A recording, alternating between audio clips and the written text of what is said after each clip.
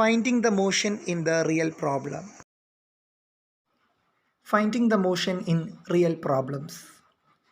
നമ്മൾ മോഷൻ്റെ expression real സിറ്റുവേഷനിൽ apply ചെയ്യാൻ പോവുകയാണ്. നമ്മൾ കഴിഞ്ഞ വീഡിയോയിൽ ആംഗുലർ മൊമെൻറ്റം എനർജീൻ്റെ ഒക്കെ കൺസെപ്റ്റ് പറഞ്ഞിട്ടുണ്ടായിരുന്നു.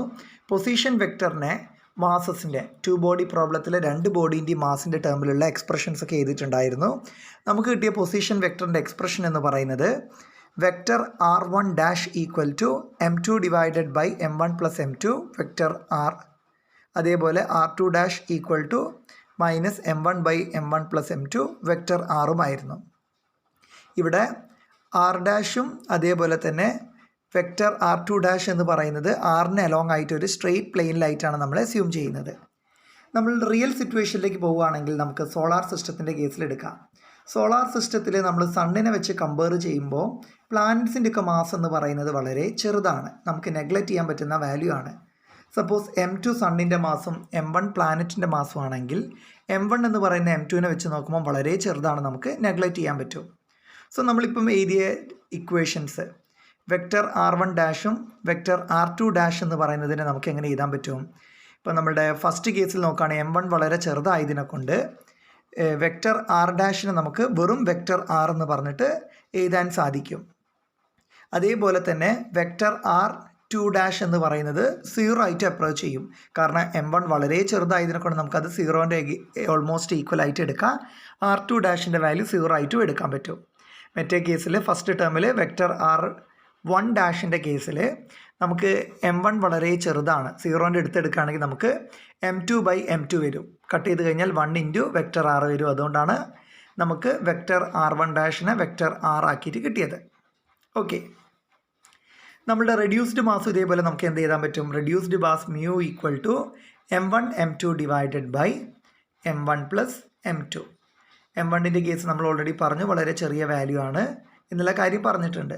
സോ നമുക്കിതിനെ റെഡ്യൂസ്ഡ് മാസ് അപ്രോക്സിമേറ്റ്ലി എന്ത് ചെയ്താൻ പറ്റും? m1 എന്ന് പറഞ്ഞിട്ട് എഴുതാൻ സാധിക്കും. അതേപോലെ തന്നെ സെൻറ്റർ ഓഫ് മാസ് എന്ന് പറയുന്നത് vector r equal to m1 vector r1 plus m2 vector r2 divided by m1 plus m2, that is approximately equal to vector r2 എന്ന് പറഞ്ഞിട്ടും എഴുതാൻ സാധിക്കും. അപ്പോൾ ഇവിടെ രണ്ടിലും നമ്മളുടെ മേലെ പറഞ്ഞ കണ്ടീഷൻ, അതായത് m1ൻ്റെ വാല്യൂ വളരെ ചെറുതാണെന്ന് നമ്മൾ അങ്ങോട്ട് അസ്യൂം ചെയ്തിട്ടാണ് നമ്മൾ ഈ കണ്ടീഷനിലേക്ക് എത്തുന്നത്. ഇനി ഇങ്ങനെയുള്ള കേസുകളിൽ സെൻറ്റർ ഓഫ് മാസ് എന്ന് പറയുന്നത് m2 എന്ന് പറയുന്ന മാസിന് അലോങ് ആയിട്ടായിരിക്കും ഉണ്ടാവുക. കാരണം m1ൻ്റെ മാസ് നെഗ്ലിജിബിൾ ആണെന്ന് പറഞ്ഞു. വൺ ബോഡി പ്രോബ്ലത്തിൻ്റെ കേസിൽ ആംഗുലർ മൊമെൻറ്റം L എന്ന് പറയുന്നത് r ക്രോസ് p ആണ്. p മാസ് ഇൻറ്റു വെലോസിറ്റിയാണ്, അഥവാ റെഡ്യൂസ്ഡ് മാസ് മ്യൂ ഇൻറ്റു വെലോസിറ്റിൻ്റെ ടേമിൽ എഴുതാം. That is L equal to vector r cross mu into vector v, അല്ലെങ്കിൽ mu vector r cross vector v എന്ന് പറഞ്ഞിട്ട് എഴുതാം.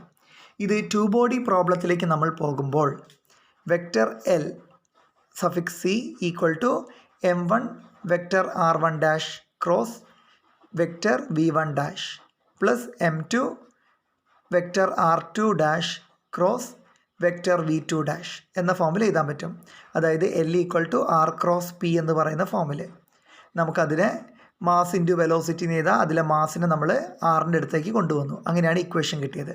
m1 vector r1 dash cross v1 dash plus m2 vector r2 dash cross vector v2 dash എന്ന ഫോമിൽ കിട്ടി. ഇനി നമ്മുടെ centre of മാസിൻ്റെ കേസിൽ പറയാൻ വേണ്ടിയിട്ടാണ് സഫിക്സ് ആയിട്ട് c എന്ന് പറഞ്ഞ നൊട്ടേഷൻ പ്രിഫർ ചെയ്യുന്നത്.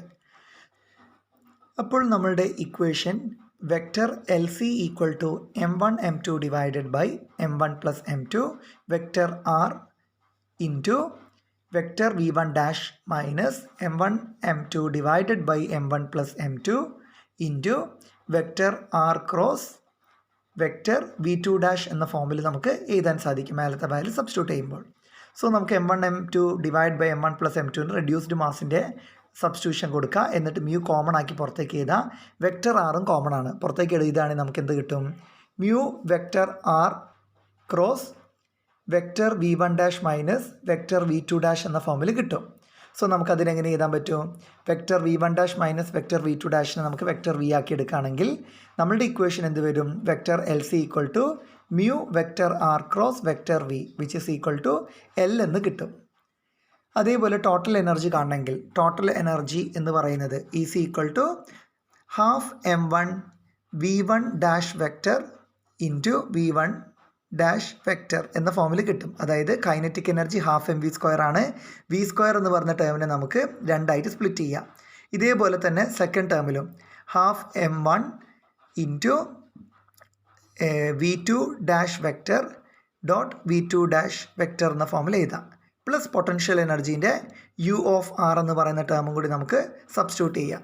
ഇവിടെ ഇത് m2 ആണ്, നമ്മൾ എഴുതിയതിൽ മിസ്റ്റേക്ക് പറ്റിയതാണ്, m2 ആണ് വരേണ്ടത്. സോ നമുക്ക് ഈ സബ്സ്റ്റിറ്റ്യൂഷൻ ചെയ്യുകയാണെങ്കിൽ അതായത് m1 v1 ഡാഷ് എന്ന് പറയുന്നതിന് പകരം mu v ഡാഷും m2 v2 ഡാഷിന് പകരം മൈനസ് mu v ഡാഷും സബ്സ്റ്റിറ്റ്യൂട്ട് ചെയ്യുകയാണെങ്കിൽ നമ്മുടെ ഇക്വേഷൻ എന്ത് വരും? Vector EC equal to half mu velocity vector into v1 dash minus v2 dash എന്ന ഫോമിൽ കിട്ടും. Plus potential energy u of r. നമ്മൾ ഈ രണ്ട് സബ്സ്റ്റിറ്റ്യൂഷൻ മേലത്തെ ഇക്വേഷനിൽ കൊടുക്കുമ്പോൾ നമുക്ക് ഇക്വേഷൻ ഇങ്ങനെ കിട്ടും. നമ്മൾ റെഡ്യൂസ്ഡ് മാസിൻ്റെ ടേമിൽ mu കൊണ്ടുവന്നു, വെലോസിറ്റി കോമൺ ആക്കി എടുത്തിട്ട് v1 dash minus v2 dash എന്ന ഫോമിൽ ബ്രാക്കറ്റിൻ്റെ ഉള്ളിലാക്കി എഴുതി. സോ നമ്മുടെ ടോട്ടൽ എനർജി എന്ത് വരും? Vector EC equal to half mu vector v dot vector v plus u of r. അതാണ് നമ്മളുടെ എനർജി E എന്ന് പറയുന്നത്. Next topic the energy equation and energy diagram. ഇനി നമ്മൾ എനർജീൻ്റെ ഇക്വേഷനും അതിൻ്റെ എനർജി ഡയഗ്രത്തിനെയും പറ്റിയാണ് നമ്മൾ ഡിസ്കസ് ചെയ്യാൻ പോകുന്നത്. നമ്മൾ കഴിഞ്ഞ വീഡിയോയിൽ ഡിസ്കസ് ചെയ്തിട്ടുണ്ടായിരുന്നു the energy in the centre of mass system. അതിന് രണ്ട് ഇക്വേഷൻ നമുക്ക് എഴുതാൻ പറ്റും. ഒന്ന് energy equal to total energy equal to half mu v² plus u of r. അതായത് kinetic energy plus potential energy എന്ന് പറയുന്ന ഫോമിൽ. ഇനി നമുക്ക് രണ്ടാമത്തെ രീതിയിൽ ഇങ്ങനെ എഴുതാം, E equal to half mu r' plus u effective. അതായത് കൈനറ്റിക് എനർജി വെലോസിറ്റീനെ നമുക്ക് പൊസിഷൻ വെക്റ്ററിൻ്റെ ഡെറിവേറ്റീവ് ആക്കിയിട്ട്, അതായത് വെലോസിറ്റി എന്ന ടേമിൽ തന്നെ ഇങ്ങനെയും എഴുതാൻ സാധിക്കും. ഈ രണ്ട് ഇക്വേഷനും കൂടി നമ്മൾ നോക്കിക്കഴിഞ്ഞാൽ ഫസ്റ്റ് ഇക്വേഷത്തിൻ്റെ കേസിൽ വെലോസിറ്റി ഡിപ്പെൻഡൻറ്റും ആണ്, അതേപോലെ തന്നെ പൊസിഷൻ ഡിപ്പെൻഡൻറ്റും ആണ്. അതായത് ഇവിടെ സ്പെറിക്കൽ പോളാർ കോർഡിനേറ്റ്സിൻ്റെ ടേമിലേക്ക് പറയുമ്പം ഇത് നമുക്ക് ഡീൽ ചെയ്യാൻ കുറച്ച് കോംപ്ലിക്കേറ്റഡ് ആണ്. സോ നമ്മളുടെ സെക്കൻഡ് ഇക്വേഷനിലേക്ക് നോക്കാം. നമുക്ക് സെക്കൻഡ് ഇക്വേഷൻ എന്ന് പറയുന്നത് എന്താണ്? ആകെ ഇവിടെ ആർ ഡിപ്പെൻഡൻസ് മാത്രമേ ഉള്ളൂ, അതായത് നമ്മുടെ സാധാരണ കാർട്ടീഷ്യൻ കോർഡിനേറ്റ് സിസ്റ്റം മാത്രം. സോ നമുക്ക് ഈ രണ്ട് ഇക്വേഷൻസിൽ കുറച്ചും കൂടി എളുപ്പം എന്ന് പറയുന്ന രണ്ടാമത്തെ ഇക്വേഷനെ വെച്ച് ഡീൽ ചെയ്യുന്നതാണ്. സോ നമുക്കത് കൺസിഡർ ചെയ്യാം. സോ നമുക്ക് ഈ ഇക്വേഷൻ എന്ന് പറയുന്നത് ഇങ്ങനെയാണുള്ളത്: ഹാഫ് mu r തീറ്റ ഡോട്ട് സ്ക്വയർ. അതായത് നമുക്ക് ഈ ആർ എന്ന് പറയുന്ന ടേമിനെ സ്പെറിക്കൽ പോളാർ കോർഡിനേറ്റിൻ്റെ ടേമിലേക്ക് എഴുതുമ്പോൾ കൈനറ്റിക് എനർജീനെ ഈ ഒരു ഫോമിൽ എഴുതാൻ പറ്റും. നമ്മൾ കഴിഞ്ഞ ക്ലാസ്സിൽ ഡിസ്കസ് ചെയ്തിട്ടുണ്ടായിരുന്നു. നമ്മൾ ആംഗുലർ മൊമെൻറ്റത്തിൻ്റെ ടേമിൽ എഴുതുകയാണെങ്കിൽ kinetic energy equal to L² divided by 2 mu r² ആണ്. അതേപോലെ തന്നെ potential energy u effective is equal to L² divided by 2 mu r² plus u of r ആണ്. ഇനി നമുക്ക് ഇപ്പം കൈനറ്റിക് എനർജീൻ്റെയും പൊട്ടൻഷ്യൽ എനർജീൻ്റെയും ഇക്വേഷൻ നമ്മൾ എടുത്തു. ഇനി ഇതേപോലെ നമുക്കൊരു പ്രാക്ടിക്കൽ കേസ് കൺസിഡർ ചെയ്യുകയാണെങ്കിൽ നമ്മുടെ സോളാർ സിസ്റ്റത്തിലുള്ള ഒരു എക്സാമ്പിൾ തന്നെ എടുക്കാം. നമ്മുടെ പ്ലാനറ്റ്സിന് ചുറ്റും മീറ്റിയോസിൻ്റെ മോഷൻ, അതിൻ്റെ ഒരു എനർജി ഡയഗ്രാം ബേസ് ചെയ്തിട്ട് നമുക്ക് ഈ കൺസെപ്റ്റ് ഒന്ന് എക്സ്പ്ലെയിൻ ചെയ്യാം. Now we can consider the energy diagram of the meteors passing around the planets. The attractive gravitational force F of r. നമ്മുടെ മീറ്റിയോസിൻ്റെ ഗ്രാവിറ്റേഷണൽ ഫോഴ്സ് പ്ലാനറ്റുമാക്കി ഉണ്ടാക്കുന്ന ഗ്രാവിറ്റേഷണൽ ഫോഴ്സിൻ്റെ equation F of R equal to minus G m1 m2 divided by r². ഇവിടെ ആ negative sign attractive in nature എന്നാണ് indicate ചെയ്യുന്നത്. നമുക്ക് പൊട്ടൻഷ്യലിൻ്റെ ഇക്വേഷൻ എങ്ങനെ എഴുതാം? u of r equal to minus G m1 m2 divided by r. ഇതാണ് gravitational പൊട്ടൻഷ്യലിൻ്റെ എക്സ്പ്രഷൻ. അതേപോലെ പൊട്ടൻഷ്യൽ എനർജിയുടെ ഇക്വേഷൻ എന്ത് വരും?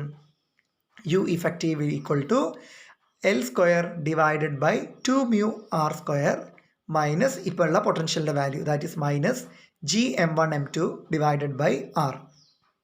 നമുക്ക് ഈ ഇക്വേഷൻ എവിടെ കിട്ടിയതാണ്? u ഇഫക്റ്റീവിൻ്റെ ടേംസ് നമ്മൾ കാണിച്ചിട്ടുണ്ട്. ഇത് രണ്ടായിരുന്നു equation. L² by 2 mu r² plus u of r ആണ്. സോ നമ്മൾ ഇവിടെ എഴുതുമ്പോൾ ഫസ്റ്റ് ടേം ഇതാ ഇത് തന്നെ കോപ്പി ചെയ്തു. u ഓഫ് r എന്ന് പറയുന്ന പൊട്ടൻഷ്യലിൻ്റെ വാല്യൂ ഇതാ, ഇത് നമ്മളിവിടെ സബ്സ്റ്റിറ്റ്യൂട്ട് ചെയ്യുമ്പോഴാണ് നമുക്ക് total potential energy u effective equal to L² divided by 2 mu r² minus G m1 m2 divided by r എന്ന് കിട്ടിയത്. ഇനി ഇവിടെ നമുക്ക് രണ്ട് കേസസ് ആയിട്ട് പറയാം. If R is less than, if R is very very less, then L square divided by 2 mu r square dominates. ഇവിടെ ആറിൻ്റെ വാല്യൂ വളരെ ചെറുതാണെങ്കിൽ നമ്മളുടെ ഈ ടേം നമുക്ക് നെഗ്ലക്റ്റ് ചെയ്യാൻ പറ്റും. അന്നപ്പം ഫസ്റ്റ് ടേം ആയിരിക്കും ഡോമിനേറ്റ് ചെയ്യുക. അതായത് L square by 2 mu r square എന്ന് പറഞ്ഞ ടേം ഡോമിനേറ്റ് ചെയ്യും. ആ കേസിൽ നമുക്ക് എന്താണ്, റിപ്പൽസീവ് നേച്ചറാണ് കാണിക്കുക, which is repulsive centrifugal potential. ഇവിടെ റിപ്പൽസീവ് ആയിട്ടുള്ളൊരു സെൻട്രിഫ്യൂഗൽ പൊട്ടൻഷ്യലിൻ്റെ കൺസെപ്റ്റിലേക്കാണ് നമ്മൾ എത്തുന്നത്. സപ്പോസ് ഈ ആറിൻ്റെ വാല്യൂ വളരെ ഹൈ ആണെങ്കിൽ, if R is very high value, then second term that is gm1 m2 by R dominates. നമ്മുടെ ഇവിടുത്തെ രണ്ടാമത്തെ ടേം ആയിരിക്കും ഡോമിനേറ്റ് ചെയ്യുക. അതായത് ഗ്രാവിറ്റേഷണൽ പൊട്ടൻഷ്യലിൻ്റെ, which is attractive gravitational potential. Gravitational potential attractive ആയിട്ടുള്ള ടേമാണിത്. ഇതെന്ന് പറയുന്ന സെൻട്രിഫ്യൂഗലിൻ്റെ റിപ്പൽസീവ് നേച്ചർ കാണിക്കുന്നത്. ആറിൻ്റെ സൈസ് അനുസരിച്ച്, വാല്യൂ അനുസരിച്ചിട്ടാണ് ഏത് ഇക്വേഷനാണ് പൊട്ടൻഷ്യൽ എനർജീൻ്റെ ടേമിൽ ഡോമിനേറ്റ് ചെയ്യുക എന്ന് നമുക്ക് പറയാൻ സാധിക്കുള്ളൂ. നമുക്കിനി ഇതിനെ എനർജി ഡയഗ്രമായിട്ട് റെപ്രസെൻറ്റ് ചെയ്യാം. The kinetic energy of radial motion is K equal to E minus U effective. നമുക്കറിയാം total energy E equal to kinetic energy plus potential എനർജിയാണ്. അഥവാ kinetic energy equal to total energy minus potential energy, that is K equal to E minus U effective. And the motion is restricted to the region where K greater than or equal to 0. This is because kinetic energy can never be negative. അതായത് നമ്മൾ kinetic energy എപ്പോഴും പോസിറ്റീവായിട്ടുള്ള quantity ആണ് already പഠിച്ച കാര്യമാണ്. അപ്പോൾ ഇവിടെ നമ്മൾ കണ്ടീഷൻ സെറ്റ് ചെയ്യുമ്പോൾ K equal to E minus U എന്ന് പറയുന്ന കേസിൽ ഇവിടെ പൊട്ടൻഷ്യൽ എനർജി എപ്പോഴും ടോട്ടൽ എനർജീനെക്കാട്ടും കുറവാവാനോ പാടുള്ളൂ. കാരണം പൊട്ടൻഷ്യൽ എനർജി കൂടുതലായി കഴിഞ്ഞാൽ നമ്മളുടെ ടോട്ടൽ എനർജി നെഗറ്റീവ് ആകും. ഓക്കെ, സോ കൈനറ്റിക് എനർജീൻ്റെ കൺസെപ്റ്റ് നെഗറ്റീവിലേക്ക് ടെൻഡ് ചെയ്യും. അത് പ്രാക്ടിക്കലി പോസിബിൾ അല്ല. സോ അങ്ങനെയാണ് നമ്മളുടെ ഗ്രാഫ് കാണുന്നത്. ഇപ്പോൾ നിങ്ങളുടെ ഗ്രാഫിൽ നോക്കിക്കഴിഞ്ഞാൽ നിങ്ങൾക്ക് കേർവ് കാണാൻ പറ്റും. പല ടേംസും അതിന് കറസ്പോണ്ടിങ് ആയിട്ട് കാണിക്കുന്നുണ്ട്. ഈ ഗ്രേറ്റർ ദാൻ സീറോൻ്റെയും, ഈ ഈക്വൽ ടു സീറോൻ്റെയും, ഈ ലെസ് ദാൻ സീറോൻ്റെയും, ഈ മിനിമം ആവുന്നതുള്ള 3 കേസസ് നമ്മളിവിടെ കാണിക്കുന്നുണ്ട്. അതിൽ തന്നെ സെൻട്രിഫ്യൂഗൽ പൊട്ടൻഷ്യൽ ഡോമിനേറ്റ് ചെയ്യുന്നതും അതേപോലെ തന്നെ ഗ്രാവിറ്റേഷണൽ പൊട്ടൻഷ്യൽ ഡോമിനേറ്റ് ചെയ്യുന്നതും നമ്മളിവിടെ കാണിച്ചിട്ടുണ്ട്. അങ്ങനെ 3 ഗ്രാഫുകളാണ് ഉള്ളത്. ഈ ഡോട്ടർ ലൈൻസ് കാണിച്ച 2 എണ്ണമാണ്.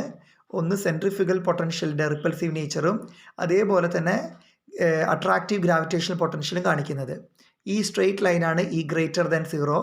ഇത് നമ്മളുടെ E ഈക്വൽ ടു സീറോ. ഈ കേർവ് ഈ ലെസ് ദാൻ സീറോ എന്ന് പറയുന്ന കണ്ടീഷനാണ് കാണിക്കുന്നത്. അതിലേറ്റവും ചെറിയ വാല്യൂ ആണ് നമ്മൾ E equal to E mean എന്ന് പറഞ്ഞിട്ട് ഇൻഡിക്കേറ്റ് ചെയ്തത്. The nature of motion is determined by the total energy E. The various possibilities, നമ്മളുടെ ടോട്ടൽ എനർജി നമ്മളുടെ കേർവിൽ നിന്ന് മനസ്സിലായിട്ടുണ്ട്.